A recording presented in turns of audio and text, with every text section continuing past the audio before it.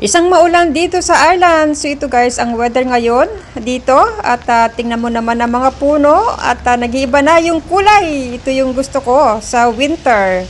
Tingnan mo naman, no? Parang art lang, parang view lang talaga, no?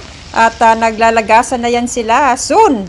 So taglamig na dito guys. So isa mga hindi gusto ang summer, ito dito kay sa Ireland. Hi guys! Good morning! Good morning! Kumusta kayong lahat dyan? At kumusta inyong araw?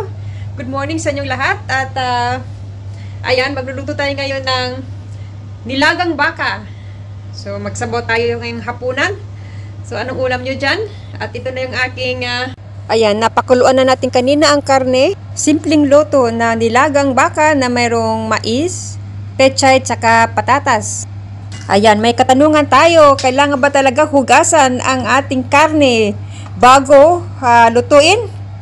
Share ko lang sa inyo guys, dito sa Ireland, hindi talaga recommended ang hugasan yung meat bago lutuin kasi daw yung bacteria doon sa meat ay ma-spread daw sa other foods and utensils and surfaces pag talagang hinugasan siya.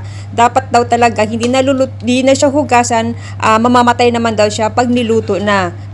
So ayan po, sabi nila basta nasa tamang temperature saka luto talaga yung meat, mamamatay yung mga bacteria. Kaya before na mag-prepare tayo ng food natin sa ating pangtanghalian, kailangan talaga mag-wash tayo ng hands thoroughly with soap, and then after touching at pagkatapos hawakan yung meat na hindi pa luto.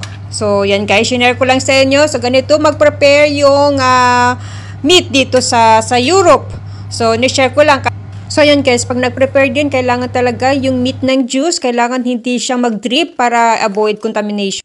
So ito, naluto na yung ating nilaga at makakain na tayo maya-maya. So tapusin muna natin yung ating napag-usapan.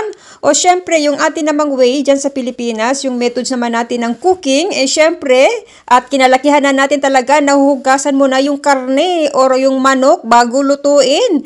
So ngayon, at syempre magdadalawang isip ako, dati talaga hinuhugasan ko, pero ngayon, yun talaga para daw ma-avoid food contamination. So ginagawa na namin.